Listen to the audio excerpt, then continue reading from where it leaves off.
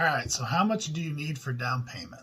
The quick answer is it's hard to tell. It's unique on each individual person's unique situation. So, are you a veteran that's looking to potentially use your VA loan and maybe you can put 0% down? Are you maybe targeting a USDA loan in a rural area, right? That's also a zero down option. Maybe you're looking at an FHA loan where the minimum required investment would be 3.5% down. But maybe you're a first-time home buyer and you're looking at down payment assistance options, and maybe the whole down payment can be covered. You might be looking at a conventional loan that would typically require 5% down, but maybe your income is under certain income limits and you're a first-time home buyer, and we're targeting maybe like a Home Ready or a Home Possible program, which will only require 3% down. Maybe we're coupling that with down payment assistance.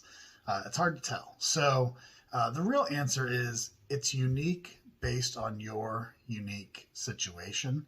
And I'd be happy to help you assess that if you're interested. The generic answer, the sort of safe answer, is as long as your credit's in a decent spot and we're not going to be having to hold back reserves. We're not going to have to show extra money in the bank besides the down payment, right?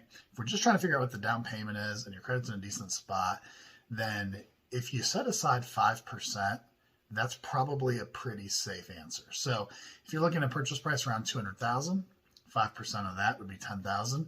If you have $10,000 set aside for your down payment, then you're probably in a good spot as far as that.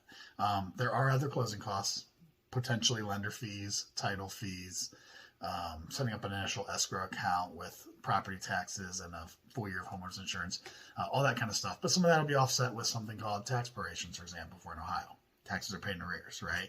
That's a whole nother piece that I'd be happy to go through, to give you an idea of how much money you bring to the closing table. So not just your down payments, that other stuff too, right?